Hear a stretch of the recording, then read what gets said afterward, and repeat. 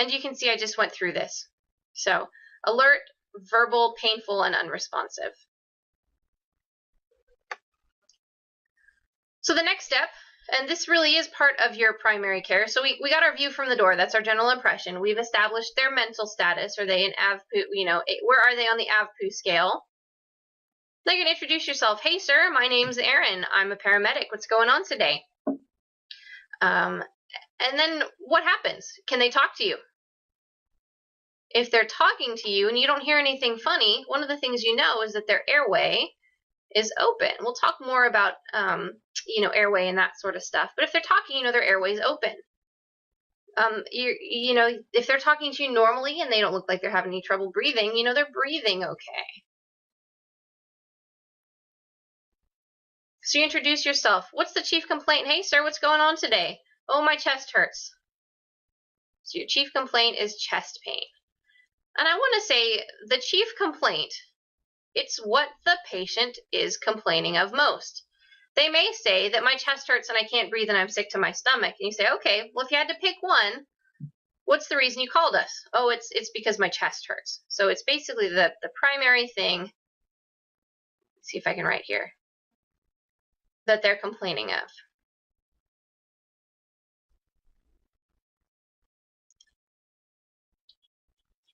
And the thing here that this says is treat while assessing. This takes practice. This takes practice because you're going to need somebody to get vital signs. You're going to need possibly, if your patient has chest pain, you need to be getting some aspirin while you're talking to them and some other medications that we'll talk about. So you're going to talk to your patient and assess and treat at the same time. So with our primary survey, after we've introduced ourselves, that's going to kind of give us an idea of if their airway is open or not. If your patient's awake and talking to you, or even if they're not awake, but you can see that they're breathing, their color looks good,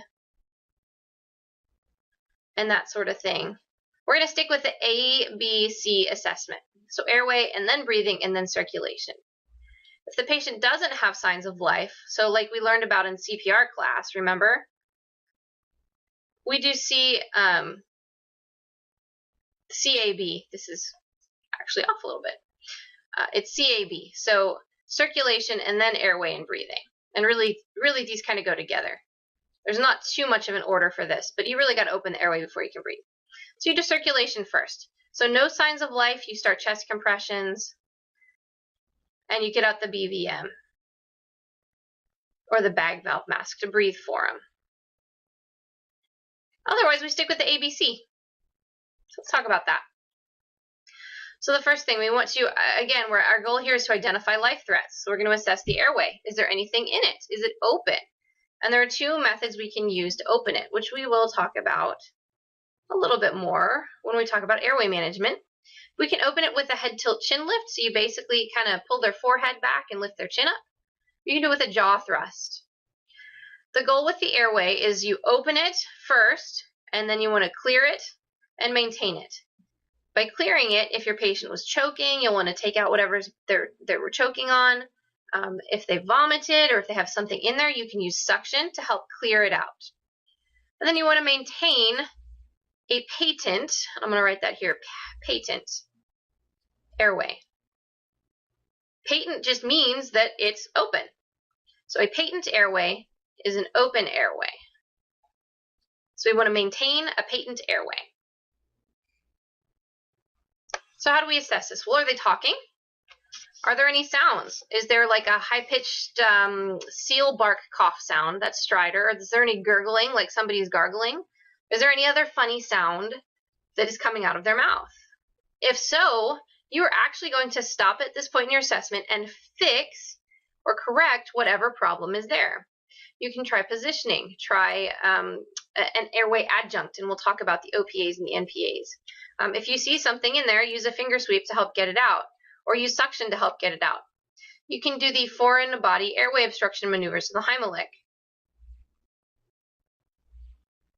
The Heimlich maneuver. Once we have assured that we have an open airway in our patient who is still showing signs of life, then we move on to breathing. And this is the same way you learned in CPR class. Look, listen, and feel. And you can see that's what she's doing. She's listening with her ear. She's looking at the chest for rise and fall. And she's feeling, is the patient breathing? Can she feel the breath on her cheek?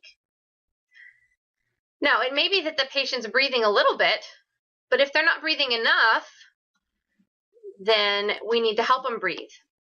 So we want to assess the depth. So is the chest moving up and down? And we want to assess how often.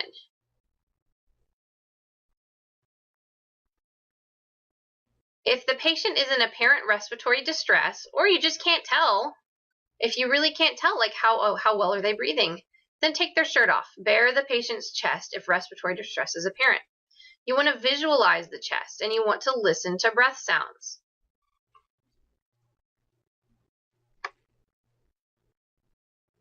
After A and B, so we're going to take action at B. If the patient's not breathing, we'll fix that.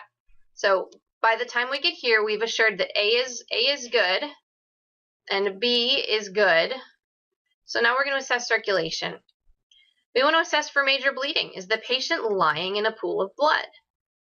Is there an extremity missing? Is there a large wound somewhere that is bleeding out? We also want to assess for pulse. There are several locations to check for a pulse, and we'll go over those in the vital signs lecture. But basically, where do you feel a pulse? It may be that kind of out toward the hands and feet, you can't really feel a pulse yet. You may have to come all the way into the neck, which is more central. Pulses will tend to be stronger here. So you're more likely to feel a pulse, even if the patient doesn't have pulses out at the wrist. Actually, it's on that side. You want to assess, again, the location and the rate. How is it too fast? Is it fast, or is it slow, or is it normal? You want to assess skin color and temperature, and condition. So skin color, this could be anything from what appears to be normal, what we kind of call pink. And pink really is referring more to like the lips and the mucous membranes. I think the lips are one of the best places that you can look and see, is the patient's skin color good? So look at the lips. You can even look at the inside of the lips, and that's a good place to look as well. And what's the temperature? Is it cool? Is it warm? Is it hot? Is it cold? And this we can assess just by touching the patient. The other thing with the temperature is, where are you checking? Are you checking on the patient's arm or on their chest?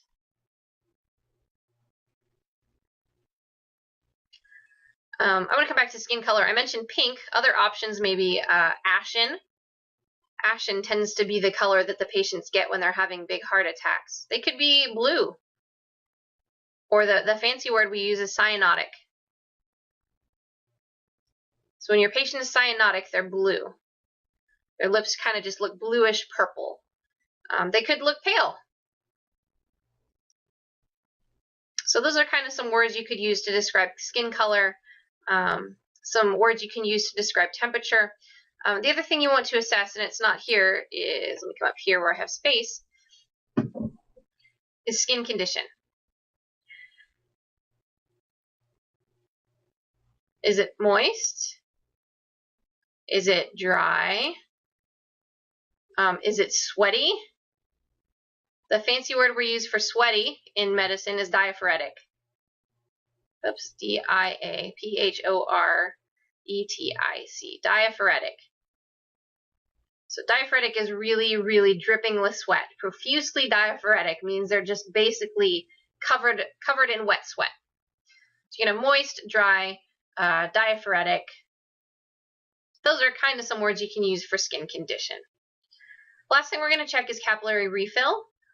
This is really more for kids. You'll hear people trying to assess capillary refill in adults, but adults have different ways to compensate for shock and all that other stuff. So capillary refill time is not the most accurate. What capillary refill is you basically take and pinch somebody's finger. You can actually do this now. Take and look at your nail bed. And I want you to pinch down on your nail bed and see how it blanches out underneath your nail bed. What I want you to do is let go of it, but wait, actually, before you let go of it, okay, so pinch it back down. Before you let go of it, I want you to start counting basically as soon as you let go of it, and count seconds. 1, 2, 3. Hopefully your color is back to normal before you get to 2, actually. That's capillary refill. So capillaries are the tiny little vessels in your skin that perfuse the skin. They bring blood to the skin and oxygen and all that sort of stuff. When we squeeze down on them, they actually collapse, so blood can't flow through them anymore. When we look for the color coming back, that's actually blood flowing back through those capillaries. And capillary refill time is kind of representative of how well is that heart pumping, how well is the body doing, and how well is the body able to get blood back to the skin. How fast is it? Normal capillary refill time is less than 2 seconds. So less than 2 seconds. That's the goal.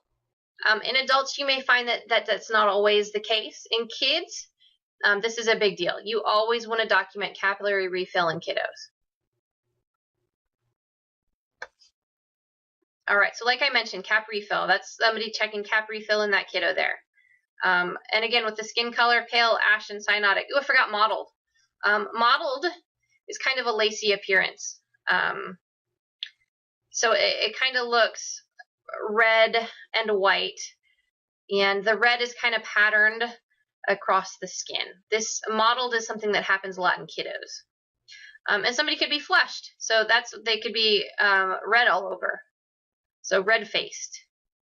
You see somebody who's been working out a lot, they're usually flushed. As I mentioned, skin temperature, is it hot, is it warm, or is it cool? Is it cold? And the condition, is it moist or dry? And you can also check sort of the skin turgor. And skin turgor is basically how supple is the skin. If you think about a baby's skin, it's really smooth, it's not wrinkly at all. If you kind of take the skin on the top of your hand, and you guys do this with me, take the skin on the top of your hand and pinch it. So kind of pinch it and pull it up. Think about what would happen if you did that on a kid. It would snap right back into place. As we get older, our skin turgor tends to decline a bit. And so in older people, you pinch that skin up and that wrinkle is going to stay there for a little while. It's going to take a little bit longer to kind of go back down. The interesting thing, though, is that one other thing that can change your skin turgor is the level of hydration. And by hydration, I also mean basically the level of fluids that are kind of circulating through your body. So do you have enough fluid in your vascular system? And somebody who's bleeding out, it's not so much that they're dehydrated, they just have lost so much blood, they don't have enough fluid circulating. But skin turgor is something that you can check on your patients as well.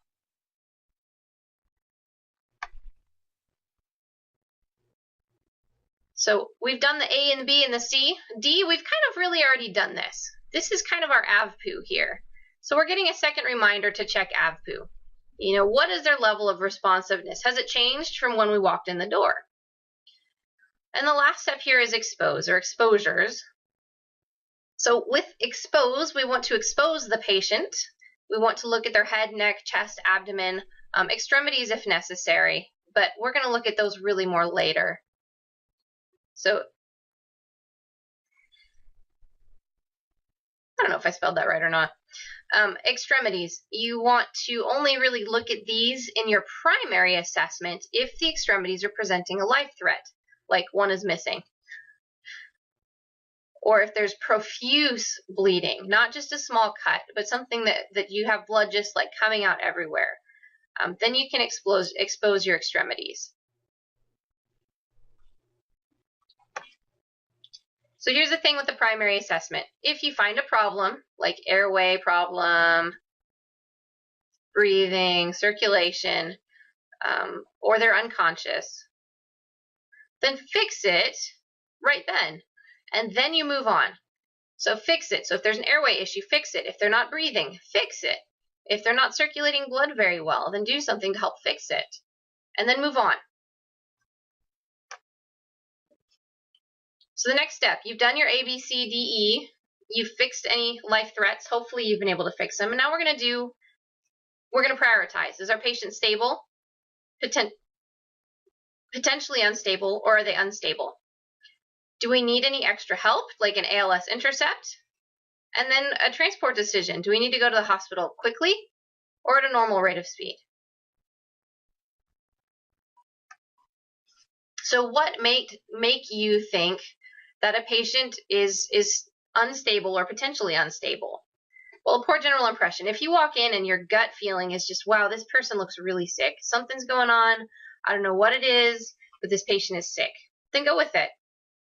If the patient's unresponsive, if they have no gag reflex or no cough reflex, if they are responsive but they're unable to follow commands, you tell them to open their eyes and they can't, or lift up your right arm and they can't do it, that's a problem.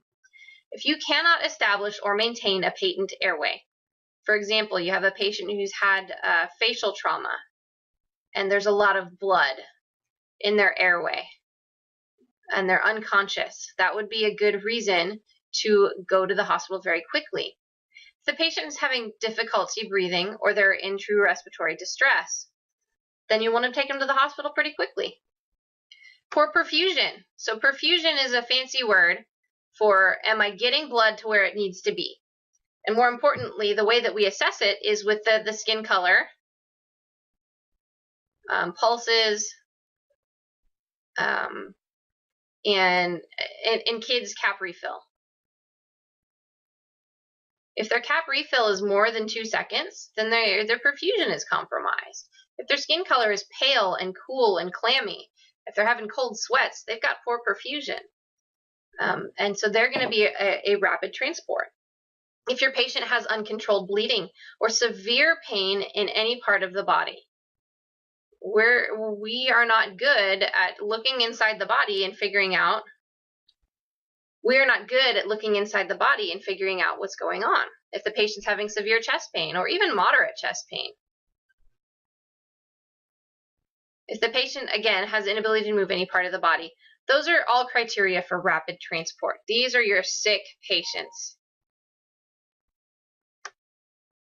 If you have a complicated childbirth, a high body temperature above about 104, signs of generalized hypothermia, so that's low temperature, a severe allergic reaction or anaphylaxis, and any type of poisoning or overdose of unknown nature.